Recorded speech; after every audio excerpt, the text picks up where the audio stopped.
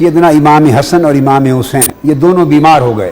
آقا علیہ الصلوۃ والسلام گھر تشریف لے گئے اور آپ نے فرمایا کہ ان کے لیے نظر کرو، منت مانو۔ تو سیدنا علی المرتضیٰ نے، سیدہ فاطمۃ الزہرا نے اور آپ کی خادمہ حضرت فضہ نے، تو تینوں نے منت مان لی کہ اگر یہ شفا یاب ہو گئے تو 3 روزے رکھیں گے۔ سیدنا علی المرتضیٰ نے شمعون، خیبر کا ایک یہودی تھا، خیبر کا شمعون نام آیا ہے، سمعون بھی آیا ہے کتب میں۔ اس شمعون الخیبری یہودی سے یا تو کچھ قرض لیا یا کچھ کام کر کے اجرت کے طور پہ کچھ لیا، اور وہ تھوڑے سے پیسے جو آئے اس سے آپ نے اہتمام کیا 3 روزے رکھنے کا۔ پہلا دن آیا جب افطار کا وقت ہوا تو روٹی پکائی، جو کی روٹی، تو دروازے پر ایک شخص آ کے اس نے آواز دی، اہل بیت محمد میں مسکین ہوں اور میں بھوکا ہوں۔ سیدہ کائنات رضی اللہ تعالی عنہ نے حضرت علی سے بھی پوچھا، سب سے پوچھ کر، تو وہ روٹی ساری اور جو کچھ پکا تھا اٹھا کے اپنا بھی وہ سارا مسکین کو دے دیا اور خود پانی سے روزہ افطار کر لیا۔ اگلے دن روزہ رکھا، جو بچا تھا پھر وہ پکایا۔ افطار کا وقت ہوا شام کو تو ایک اور سائل آ گیا، اس نے کہا میں یتیم ہوں۔ آپ نے سارا کچھ جو پکا تھا اٹھا کے اس یتیم کو دے دیا، خود پانی سے افطار کر لیا۔ تیسرے دن روزہ رکھا تو پھر ایک سائل آ گیا، اس نے کہا میں قیدی ہوں، خدا کے لیے مجھے دیں، بھوکا ہوں۔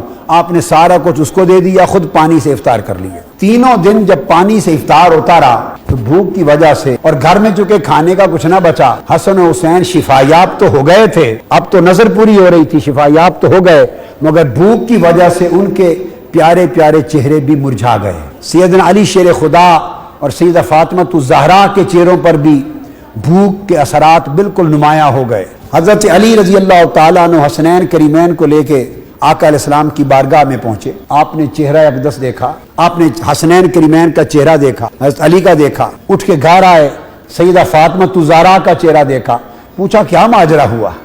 تو انہوں نے بتایا آقا یہ واقعہ ہوا ہے۔ بس اتنی بات ہوئی تھی اور دیکھا کہ سیدہ فاطمۃ الزہرا کی آنکھوں میں بھی سیاہ حلقے پڑ گئے اور شہزادوں کے حلقے دیکھے تو آقا علیہ السلام کی طبیعت پہ بوجھ ہوا، اور ابھی کچھ فکر آیا ہی تھا۔ نازل جبریل علیہ السلام وقال خذها یا محمد حناک اللہ فی اہل بیتک فاقرأ هذه السورہ۔ یہ سورت کا الدہر کا شان نزول، ان آیتوں کا شان نزول ہے۔ ابھی آقا علیہ السلام کے دل میں تھوڑا سا دکھ آیا ہی تھا کہ میری شہزادی نے کتنی قربانی دی اور میرے شہزادوں نے 3 دن کیسے بھوک سے گزارے۔ اس کیفیت میں مبتلا ہوئے ہی تھے کہ جبرائیل امین علیہ السلام اترے اور حاضر ہو کے عرض کرنے لگے، یا رسول اللہ لیجئے یہ سورہ دہر کی آیتیں، اللہ تعالیٰ نے سورہ دہر کی یہ آیتیں تحفہ بھیجی ہیں آپ کی اہل بیت فاطمۃ الزہرا کے لیے، اور آپ کو مبارک ہو۔ اور اس کے بعد سورۃ دہر کی یہ آیتیں تلاوت کر دیں، ان کی شان میں نازل ہوئی۔ اب وہ آیتیں کیا تھیں؟